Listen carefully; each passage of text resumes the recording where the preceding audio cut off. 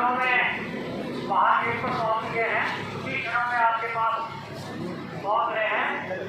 तब तक आप नारे लगाएंगे, भारत माता की, भारत माता की, वंदे वंदे, अरविंद केजरीवाल, श्री अरविंद केजरीवाल, डॉक्टर सुशील गुप्ता।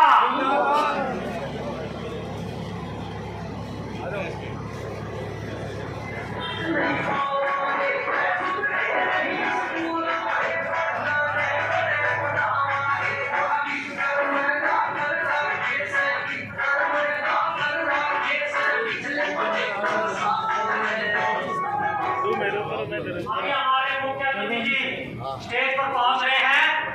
मेरी सभी से निवेदन इनके साथ नारे लगाएं, भारत माता की, भारत माता की, वंदे वंदे, आम आदमी पार्टी, आम आदमी पार्टी, श्री अरविंद केजरीवाल, श्री अरविंद केजरीवाल, डॉक्टर सुशील गुप्ता, डॉक्टर सुशील गुप्ता।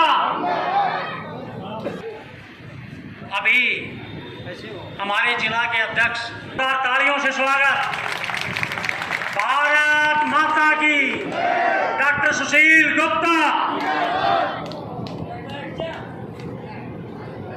अब महेंद्र सिंह को पगड़ी पहनाएंगे डॉक्टर मनीष यादव।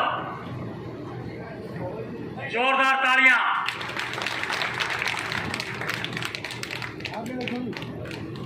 अब हमारी महेंद्रगढ़ नगर पालिका के चेयरमैन के उम्मीदवार भूपेंद्र गोयल, जोरदार तालियां। आपके वार्ड नंबर 15 के पार्षद का इलेक्शन लड़ रहे हैं। पट्टा पहनाएंगे श्री मीनू जी को, सांसद जी को माला पहनाएंगे श्री विजय चोपड़ा जी। आप श्री संदीप सेठ का पहनाएंगे श्री नरेंद्र मेहता जी। अब श्री हवा सिंह जो हमारे डिस्ट्रिक्ट के सेक्रेटरी हैं, सांसद जी को माला पहनाएंगे श्री हवा सिंह जी सेक्रेटरी।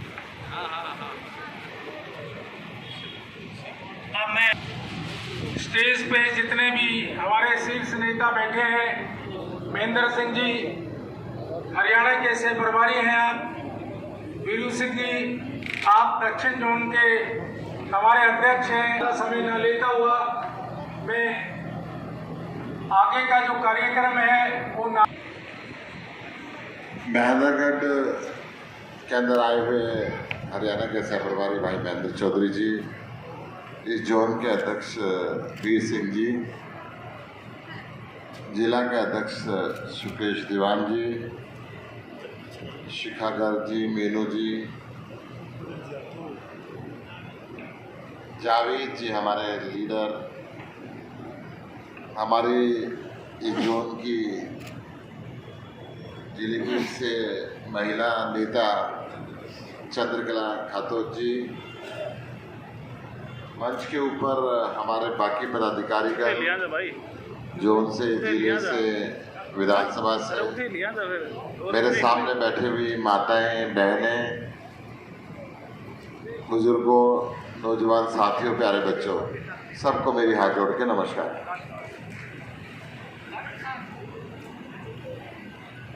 29 मई को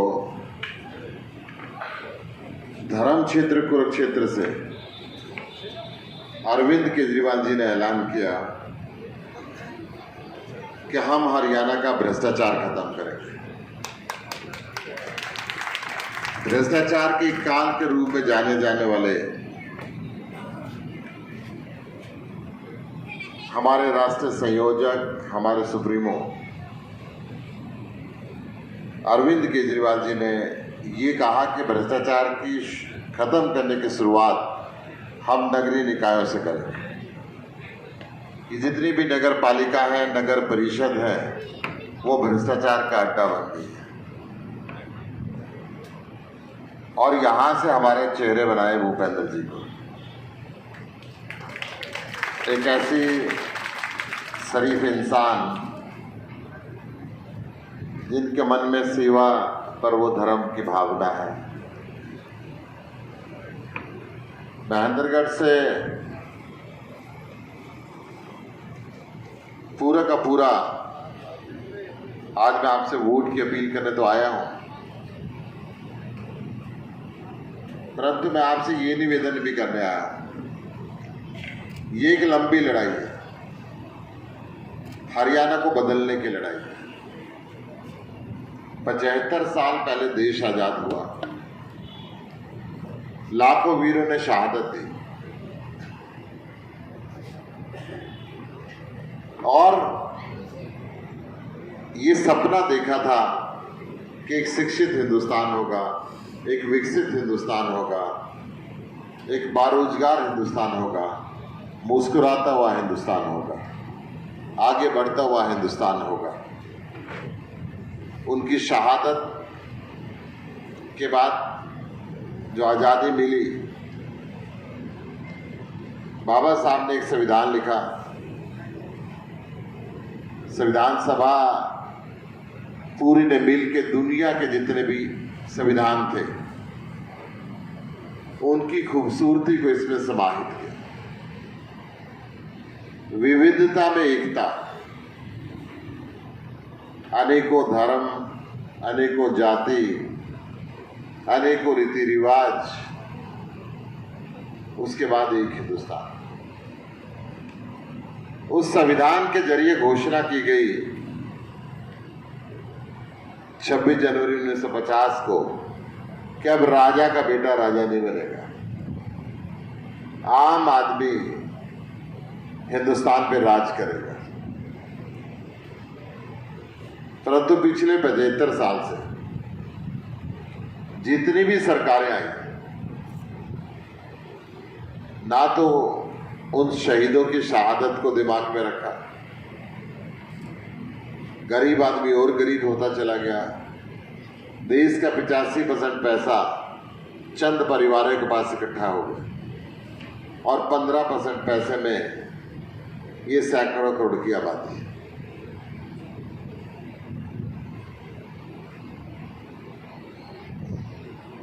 मंत्री के बेटे को मंत्री, विधायक के बेटे को विधायक, चंद परिवार हैं जिनको विधायक भी चाहिए, सांसद भी चाहिए, मंत्री भी चाहिए, मुख्यमंत्री भी चाहिए और मौका मिले तो प्रधानमंत्री का पद भी चाहिए।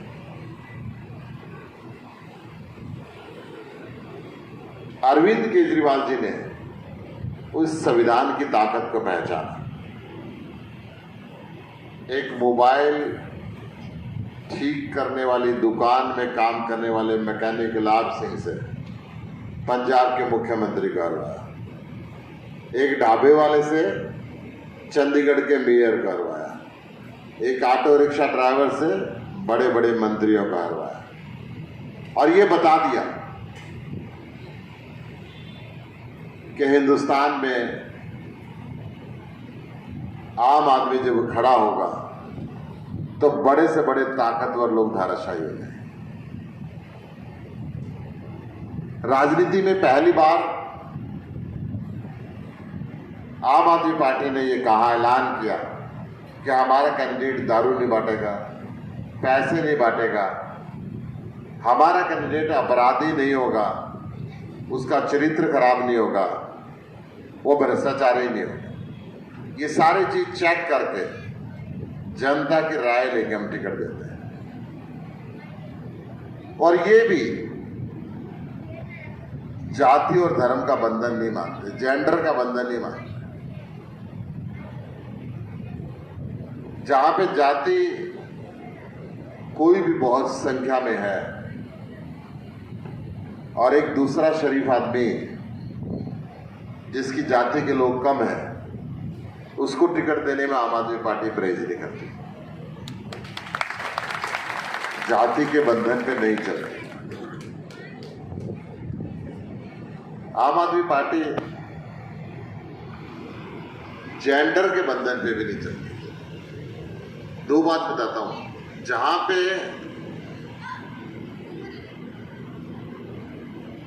जर्नल टिकट है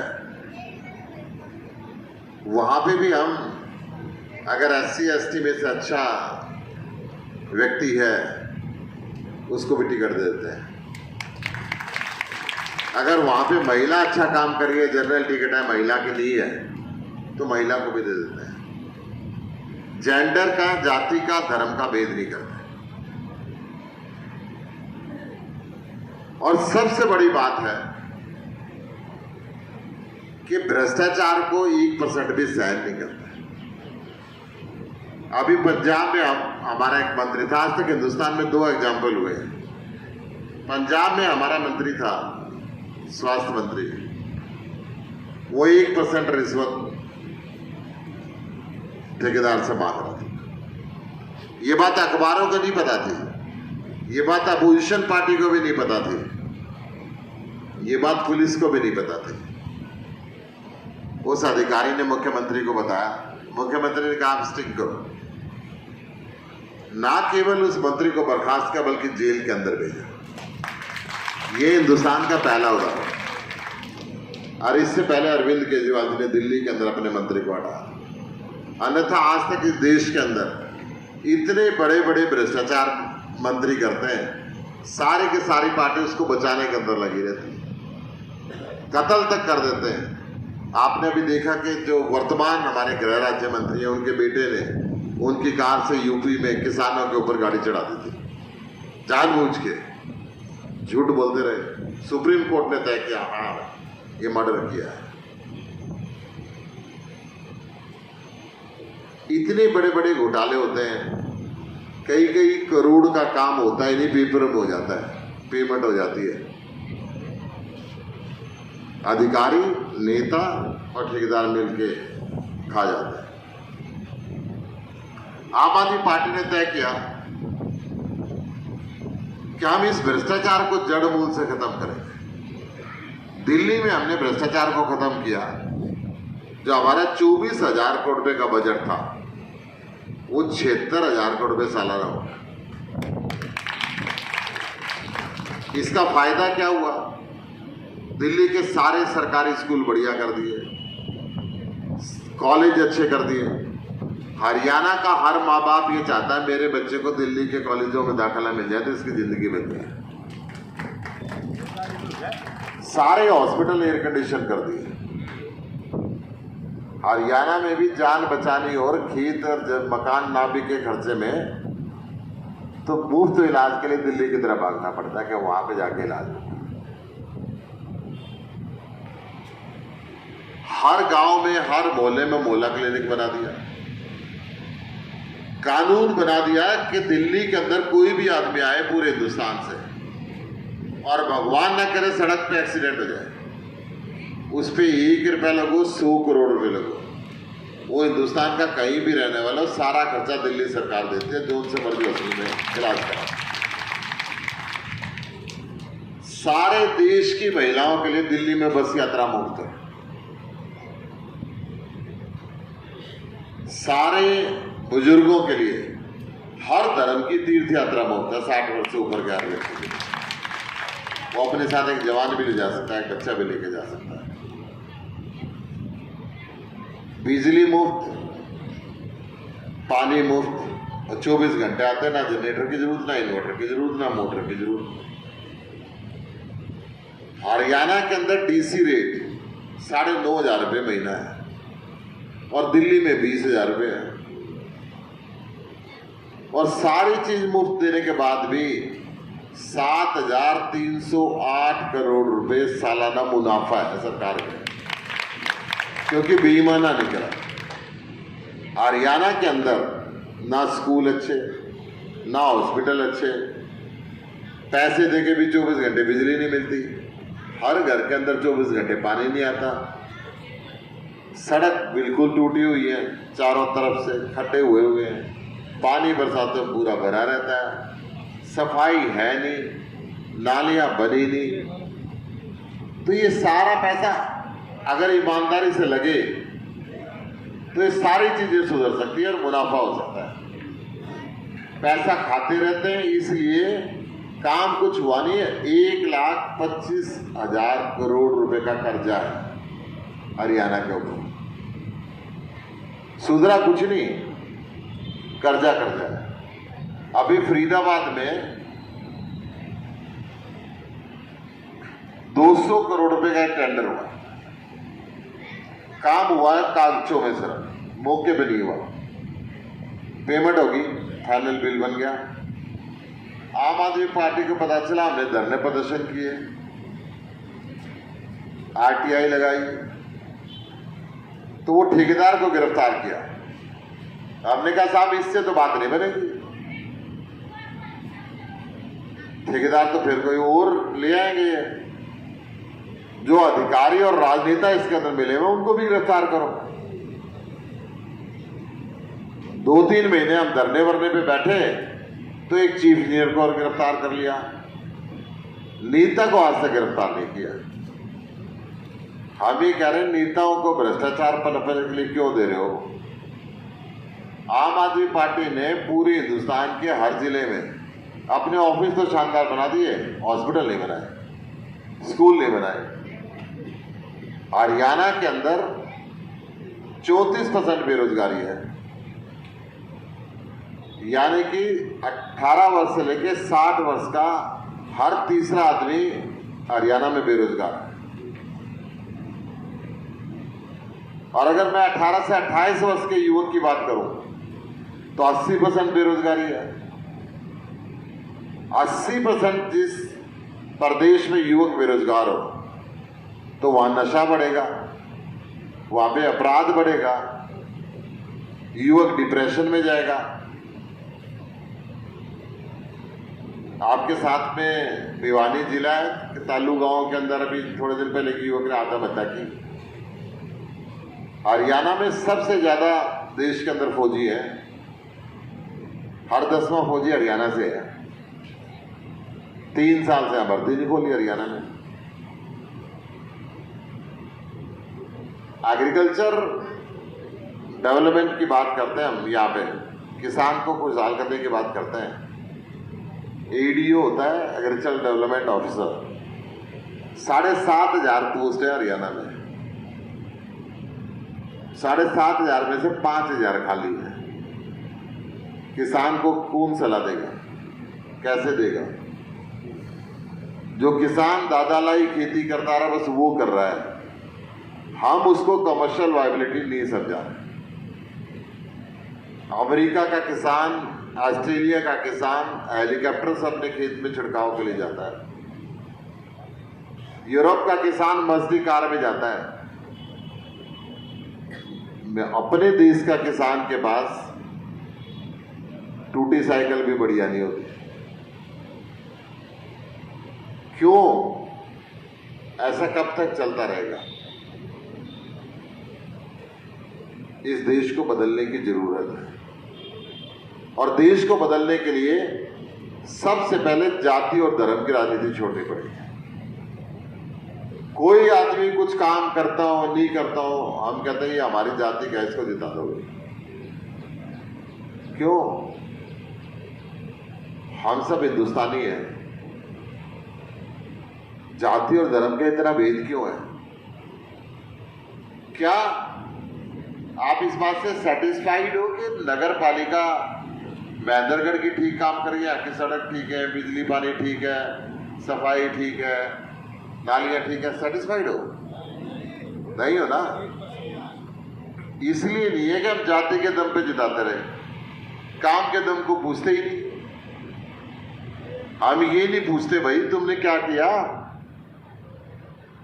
जब चुनाव आता है, देश का चुनाव आता है, तो हिंदू मुसलमान कर देते हैं, कुछ और ऐसा मुद्दा ले आते हैं, हिंदुस्तान पाकिस्तान ले आते हैं।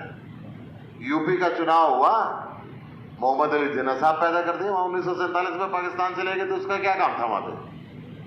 दिल्ली का चुनाव हुआ, शाहीन बाग बना दिया। यहां पे चुनाव हुआ हरियाणा में, जाट नॉन जाट का मुद्दा चला दिया। पंजाब में चुनाव हुआ तो मुद्दा बेअदबी का चल पड़ा। देश के लोगों के काम की बात, बिजली की बात, पानी की बात, रोजगार की बात, शिक्षा की बात, चिकित्सा की बात, अगर चुनाव की पॉलिटिक्स में आज आने लगी है तो सिर्फ केजरीवाल लाने लगा है। इससे पहले ये बातें इस देश के अंदर आती नहीं थी। मैं आपसे निवेदन कर रहा हूं,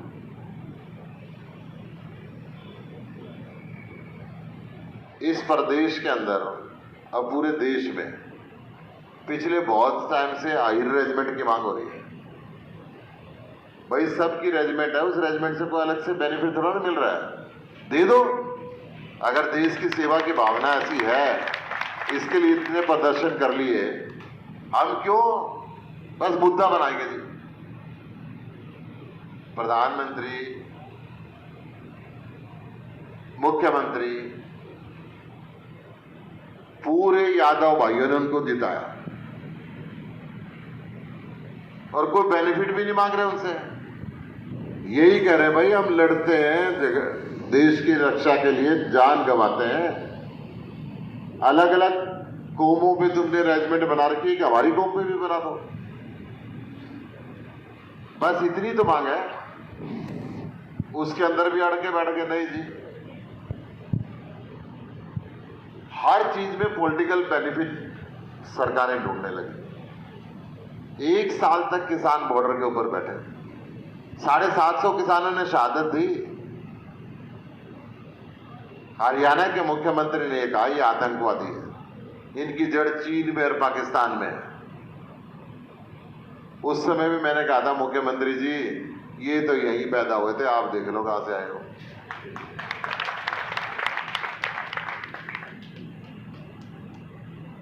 पच्चीस बार पेपर लीक हुए हरियाणा में। हरियाणा पब्लिक सर्विस कमीशन के इंपॉर्टेंट पेपर है। मैं खट्टर साहब के राज के टाइम की बात कर रहा हूं। जब वो अधिकारी पकड़ा गया तो हरियाणा की विधानसभा में चैट गूंजती है कि 5 करोड़ रुपए मुख्यमंत्री कार्यालय में गए।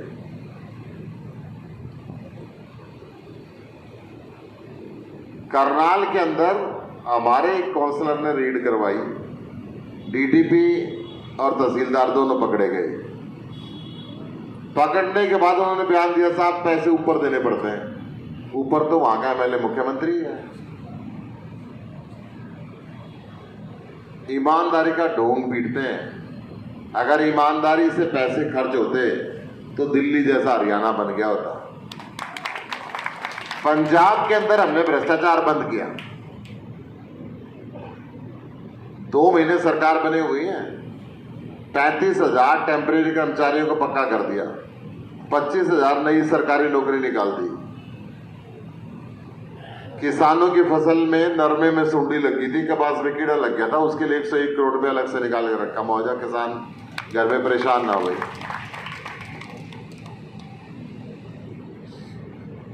भगवंत मान ने व्हाट्सएप नंबर जारी किया कि कोई रिश्वत मांगता है, आजकल टेलीफोन में कैमरा सबके होता है, वॉइस रिकॉर्डर भी होता है, या तो आवाज रिकॉर्ड कर लो या वीडियो बना लो, पैसे दे दो, अपना काम करा लो। वो वीडियो या आवाज मेरे उस व्हाट्सएप नंबर पे भेज दो, पैसे घर पे वापस आएंगे, काम तुम्हारा हो गया, अधिकारी जेल में जाएगा। इसका असर क्या हुआ? इसके 2 असर हुए। एक तो जो तहसीलदार बिना रिश्वत लिए रजिस्ट्री करा नहीं करता, 2-3 बजे आके बैठा करता, फिर खोला करता, 9 बजे जाकर कुर्सी पे बैठ जाए। और कोई जीभ के खुजली भी हो जाए ना, यार खुजली करने लग जाए, तो ना बाबा ना जीभ में हाथ न डालियो, भगवतमान देख लेगा। और इसका असर ये हुआ 1 महीने में ही 16,000 करोड़ रुपए सरकार के खाते में फालतू आए, जो पहले आ करते उससे। वो पैसे नेता और अफसर मिलकर खाया करते। आम आदमी पार्टी ने सबसे पहले लालबत्ती कल्चर खत्म करी, धीरे धीरे सारे देश में हो गई। ये आम आदमी पार्टी एक लिए चाले है, कोई पुलिस लेके नहीं चलती, कोई लाओ लश्कर लेके नहीं चलती। मेरी जगह कोई बीजेपी का एमपी आ गया होता, 50 पुलिस के खड़े होते। भाई नू बताओ कोई डाका मार रखा है क्या? कटर है आदमी तो वही होना चाहिए जो पंचायत में जाकर अकेला बैठा है। अब मैं कांग्रेस की बात बता दूं, ये तो मैंने बीजेपी की बताई। इस देश में कांग्रेस या तो जीतती नहीं और जीतते तो बिक जाए। असल में तो ये जो भ्रष्टाचार के बीज कांग्रेस ने बोए थे और इसको खाद पानी दिया बीजेपी और जेजेपी की सरकार ने, फैला दी चारों तरफ। तो इनने इतने भ्रष्टाचार कर रखे हैं, बीजेपी वाले इनकी फाइल निकाल के दिखाते हैं, देख बेटा या तो जेल में चल, अब नहीं तो महाराज है तो दूध दोया हो जाएगा। ये लोग जेल में जाने के बजाय तो मैं तारा ही आ जाऊं। देखो मैं 2 बात याद कराता हूं आपको, 3 चलो 4 बताता हूं। पिछली बार हरियाणा में राज्यसभा का चुनाव हुआ, कांग्रेस बिकी और बीजेपी वाला बना। ईव के भी बिक गया, उठा, बन गया बीजेपी का आदमी। मध्य प्रदेश में कांग्रेस की सरकार बनी थी, बिक गए, कांग्रेस की बजाय बीजेपी की होगी सरकार बनी बनाई। गोवा का याद होगा, कांग्रेस की सरकार बनी थी, बिक गए, बीजेपी के हो गए। क्योंकि बीजेपी वाला ने भ्रष्टाचार करके माल बहुत इकट्ठा कर रखा है, खरीदने में इनके भाव की कोई कमी नहीं रह रही। जमीन पे तो पैसा लगता ही नहीं, सब इनकी जेबों में, इनके बैंकों में, इनके घरों में जा रहा है। तो मैं आपसे ये निवेदन करने के लिए आया हूं,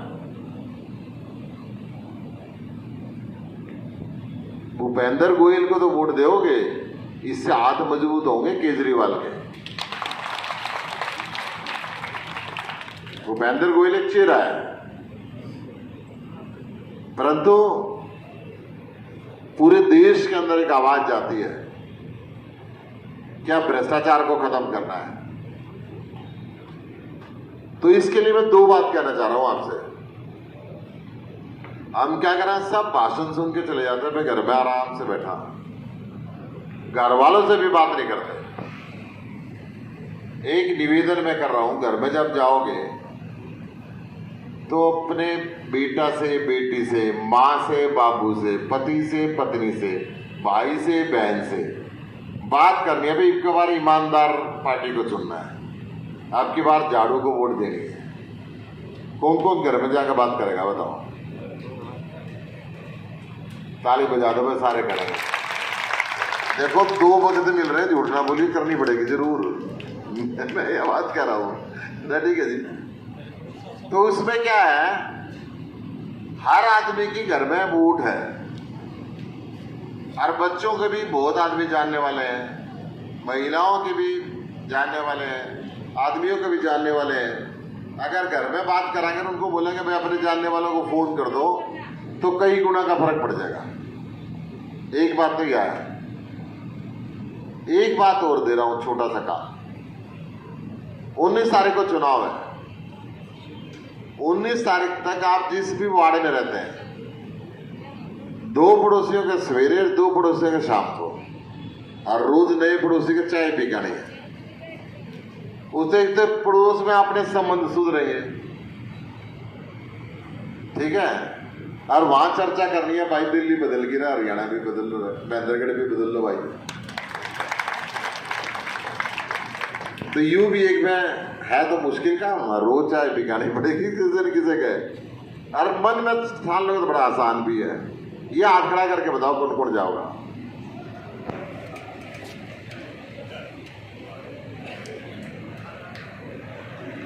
बस सारे जाएंगे तो फिर ताले बजा, तो फिर तो ये हार नहीं सकते। जब सारे ईमानदारी से पड़ोसी के चाय की पी खाओगे ना, हाँ जाना पड़ेगा, रोज नए पड़ोसी के, शाम को नए के, सवेरे नए के।